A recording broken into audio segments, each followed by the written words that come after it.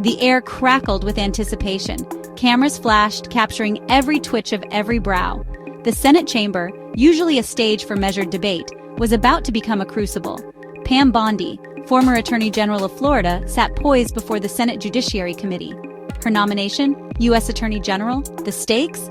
Nothing short of the future of American justice. This was no ordinary confirmation hearing. This was a battle for the soul of a nation grappling with its identity. Bondi's nomination had ignited a firestorm of controversy. Her supporters hailed her as a staunch defender of the law, a fearless champion of justice. Her detractors painted a different picture, questioning her independence and commitment to the rule of law. Whispers of political motivation swirled around her nomination. The nation watched, captivated, as this daughter of Tampa prepared to face her inquisitors. The questions would be probing, the scrutiny intense. Would she rise to the challenge or crumble under the weight of expectation? The answers, when they came, would reverberate far beyond the hallowed halls of the Senate. Pam Bondi's story is, in many ways, the story of America itself. Born and raised in Florida, she rose through the ranks, graduating from law school and becoming a prosecutor. She earned a reputation for being tough on crime, a hard-nosed lawyer who fought for victims. Her ambition led her to the office of Attorney General of Florida. She became a familiar face on television, known for her conservative views and her unwavering support for then-candidate Donald Trump. It was her relationship with Trump that would come to define her nomination. Critics pointed to campaign contributions and alleged favors, questioning whether her loyalty lay with the Constitution or with the man who had elevated her to this position.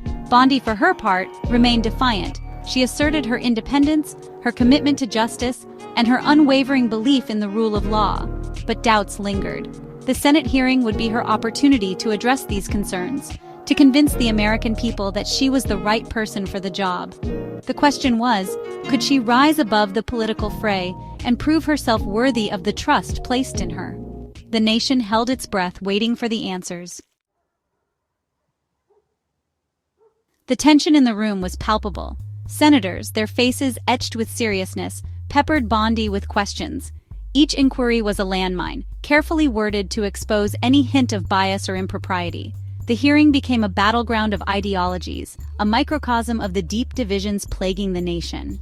Sparks flew when Bondi was confronted about her record on issues like LGBTQ+ rights and environmental protection. Her responses, often evasive and legalistic, did little to quell the concerns of her detractors. One of the most explosive moments came when Bondi was questioned about her role in a controversial decision to drop an investigation into Trump University. Her explanation, that the decision was made by career prosecutors without her influence, rang hollow to many. The specter of political interference loomed large, casting a shadow over her claims of impartiality. As the hearing wore on, it became clear that this was about more than just Pam Bondi. It was about the soul of the Justice Department, about the very principles of justice and accountability that underpinned American democracy. Section 4. Legal Titans Weigh In. Dissecting the hearing's impact. The nation's legal scholars watched the proceedings with a mix of fascination and trepidation. Opinions were sharply divided, reflecting the polarized political climate. Some legal experts argued that Bondi's performance was unconvincing, riddled with inconsistencies and evasions. They pointed to her close ties with Trump, her record on key issues, and her handling of the Trump University case as evidence that she was unfit to serve as the nation's top law enforcement officer. Others, however, came to her defense. They praised her legal acumen, her experience as a prosecutor, and her commitment to upholding the law.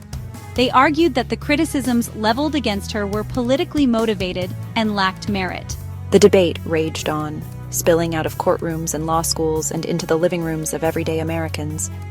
The hearing had become a Rorschach test, with each side seeing what they wanted to see in Bondi's words and actions. Section 5. The Verdict and Its Echoes. A Nation Holds Its Breath. The Senate Judiciary Committee, after days of grueling testimony, voted to advance Bondi's nomination to the full Senate. The vote, largely along party lines, did little to heal the divisions that had been laid bare during the hearing. Her confirmation, while not unexpected, sent shockwaves through the country. For many, it was a sign that the guardrails of democracy were weakening. that political loyalty had triumphed over the impartial pursuit of justice. As Pam Bondi prepared to take the oath of office, the nation held its breath. The weight of history rested on her shoulders. Would she be a force for unity and justice, as she had promised? Or would she become a tool of political expediency, as her critics feared? Only time would tell. But one thing was certain: the battle over the soul of America was far from over. The confirmation hearing had been just one chapter in a much larger saga, a saga that would continue to unfold in courtrooms and communities across the land.